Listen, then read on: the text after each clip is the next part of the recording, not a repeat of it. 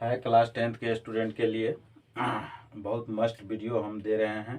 आइए देखिए, यहाँ पर है त्रिज्या 28 सेंटीमीटर तथा केंद्रीय कोण 45 डिग्री वाले वृत्त के त्रिज्यखंड का क्षेत्रफल निकाले। इसमें क्वेश्चन में आपको दिया गया है त्रिज्या बराबर है, त्रिज्या को आप आर से इंडिकेट करते हो तो आर ले लो, और ये हो जाएगा आपका 28 सेंटीमीटर। केंद्रीय कोण यानी थीटा बराबर हो जाएगा 45 डिग्री। फिर यहाँ पर त्रिज्यखंड का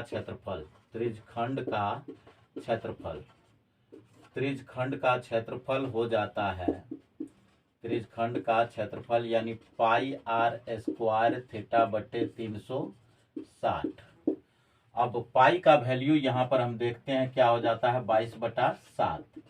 आर स्क्वायर यानी आर का वैल्यू यहाँ 28 है, तो हम ले लेंगे 28 गुने 28, थीटा का वैल्यू 45 डिग्री बट्टा 360। ये 360 कर दिए, 45 से हम कटाएंगे इसको, तो ये हो जाएगा 9×5 = 45 यानी 5, 9×4 = 36 यानी ये 4, 40 हो जाएगा। फिर इसको काटोगे 8 हो जाएगा, 8×5 = 40, और फिर 4×2 = 8, और ये हो जाएगा आपका 7×4 = 28। ये 7 और 7 कैंसिल, 2 से काटो इसको तो 14×2 = 28। फिर 22 को और 14 को गुना करोगे तो 14×2 = 28, 14×2 = 28, 2 = 30, 308 cm²। अगला क्वेश्चन देखिए, एक पहिए की त्रिज्या 50 सेंटीमीटर है। यदि यह पहिया 66 किलोमीटर प्रति घंटा के चाल से चल रहा है तो 20 मिनट में यह पहिया कितना चक्कर लगाएगा। यहाँ पर देखिए, पहिए का जो त्रिज्या है वो त्रिज्या हम लिख लेते हैं। पहिए का त्रिज्या आपका दे रखा है, त्रिज्या बराबर त्रिज्या यानी आर यानी 50 सेंटीमीटर। जैसा कि यहाँ पर पहिया हमको ऐसे रहता है, सर्कुलर रहता है, माने वृत्ताकार रहता है, तो एक चक्कर लगाने में यह कितना डिस्टेंस तय करेगा, कितना दूरी तय करेगा, इसको फाइंड करने के लिए हमको इसका परिधि निकालना पड़ेगा। तो परिधि निकालने के लिए हम लगाते हैं 2πr, 2πr यानी पहिया की परिधि बराबर 2πr। तो 2πr जैसे ही आप लिखोगे तो ये हो जाएगा 2 गुने पाई का वैल्यू 22/7, आर का वैल्यू 50। इसको गुना करोगे तो ये आपका 50×100, और 100 को 22 से गुना कर दो तो 2200/7 सेंटीमीटर ये हो जाएगा। अब आपको क्या करना है, 66 किलोमीटर प्रति घंटा, 66 किलोमीटर चाल आपका दिया है 66 किलोमीटर प्रति घंटा, 66 किलोमीटर प्रति घंटा। इसको हमें क्या करना है, मिनट में बनाना है। किस चीज में बनाना है भाई, मिनट में बनाना है, सेंटीमीटर प्रति मिनट में। तो यहाँ पर आप ले लो 66 किलोमीटर को आप मीटर में बनाओगे तो 1000 से गुना कर दो इसमें, फिर मीटर को आप सेंटीमीटर में गुना करोगे तो 100 से गुना कर दो, तो ये अब हो जाएगा सेंटीमीटर। नीचे घंटा दिया हुआ है, आवर दिया हुआ है घंटा, तो घंटा को आप मिनट में कन्वर्ट करोगे तो ये 60 हो जाएगा, और यही हो जाएगा सेंटीमीटर प्रति मिनट। इसको और इसको काट दो, इसको आप काटोगे तो 11×6 = 66, 11 को इससे गुना करोगे तो 11 लिख दो, इस पर कितने जीरो, 4 जीरो, 1 2 3 4, ये सेंटीमीटर प्रति मिनट हो जाएगा। तो अब यहाँ पर देखना है, एक चक्कर में इतना दूरी लगाता है, टोटल दूरी पहिया के द्वारा इतना दिया गया है। तो अब आपको क्या करना है कि 1 मिनट में कितना चक्कर लगाता है वो निकलेगा आपको यहाँ पर। 1 मिनट में चक्रों की संख्या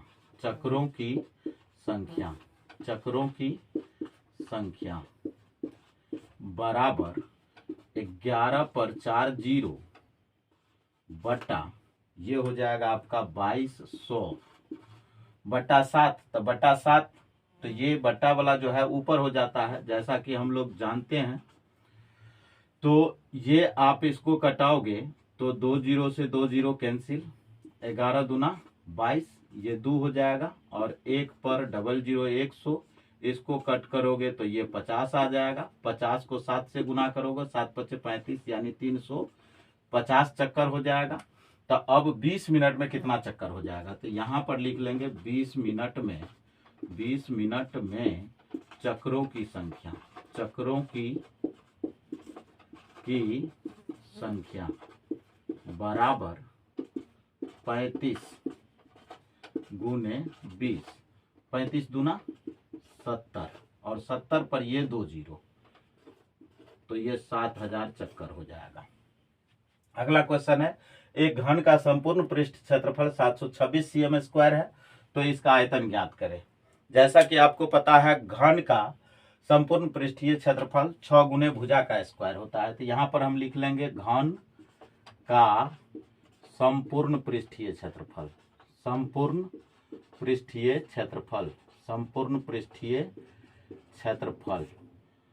बराबर हो जाएगा 726 cm स्क्वायर। तो इसका जो है फॉर्मूला होता है, सूत्र होता है 6 गुने भुजा के स्क्वायर। संपूर्ण पृष्ठीय क्षेत्रफल बराबर होता है 6 गुने भुजा के स्क्वायर, यानी 726। तो भुजा स्क्वायर बराबर आपका हो जाएगा 726 बटा 6। इसको काटोगे तो 6 एकम 6, 6 दूना 12, 6 एकम 6, 121 आएगा। ये आप करोगे भुजा, तब भुजा ये स्क्वायर है, यहाँ पे स्क्वायर को आप इधर ले आओगे तो ये रूट में चला जाएगा 121। आप बाहर निकालोगे तो ये आ जाएगा 11। बाहर निकालने के तरीके होते हैं 11 गुने 11, 11 को 11 से गुना करोगे तो 121 होगा। अब ये पेयर लग गया, तो रूट के अंदर जब कोई संख्या जोड़ा लगता है तो एक संख्या बाहर निकल जाता है, तो 2 11 के बदले में 1 11 बाहर निकल गया। अब यहाँ लिखोगे घन का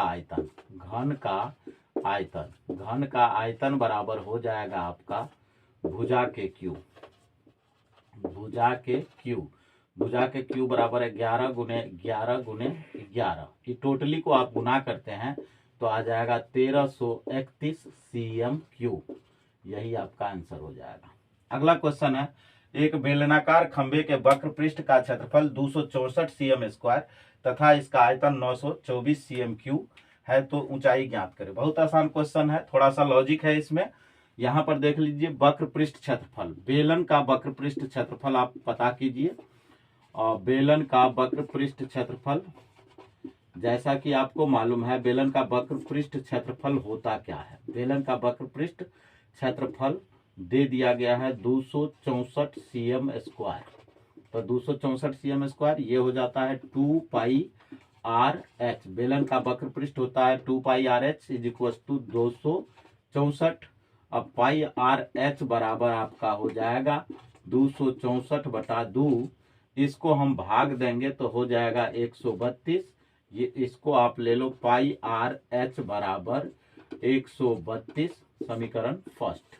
बेलन का आयतन आपको पता है, बेलन का आयतन दिया गया है। बेलन का आयतन दिया गया है, कितना है भाई, 924 cm3। तब बेलन का आयतन होता है पाई आर स्क्वायर एच बराबर 924। पाई आर एच आप कर सकते हो, और ये आर स्क्वायर है तो एक आर इधर मल्टीप्लीकेशन के फॉर्म में डाल दो, गुणनफल के रूप में, तो ये हो जाएगा 924। आपको पता है पाई आर एच का वैल्यू आपको निकल चुका है 132 गुने आर बराबर 924।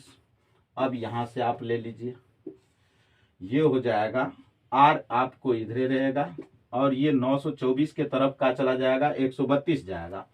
तो 924 बटे 132 आप इसको काटोगे, 7 दूना 14, 7 या 21 एक 22, 7 एकम 7 2 9, यानी ये 7 आ जाएगा। आर का वैल्यू कितना आया, 7। अब यहाँ पर देखिए, हमको क्वेश्चन में पूछा जा रहा है ऊंचाई ज्ञात करें, तो ऊंचाई ज्ञात करने के लिए पाई का वैल्यू तो कांस्टेंट होता है, 22/7 होता है, आर का वैल्यू 7 है, तो अब एच का वैल्यू निकल जाएगा। तो यहाँ पर लिख देंगे आर का मान समीकरण फर्स्ट में रखने पर। जैसे ही आप समीकरण फर्स्ट में रखेंगे एस का मान निकल के आ जाएगा, तो पाई का मान 22/7, आर का मान 7, एच का मान एच रख लो, ये आपका 132 हो जाएगा। फिर यहाँ पर 7 7 कैंसिल, एच बराबर ये 22 132 के तरफ जाएगा तो ये 22 नीचे चला जाएगा, यानी बट्टा में 132/22, इसको भाग दो तो ये आ जाएगा 6। इसी तरह अगले वीडियो देखने के लिए आप सब्सक्राइब करें और वीडियो को देखिए, बहुत ही आपका हेल्पफुल होगा। Thank you.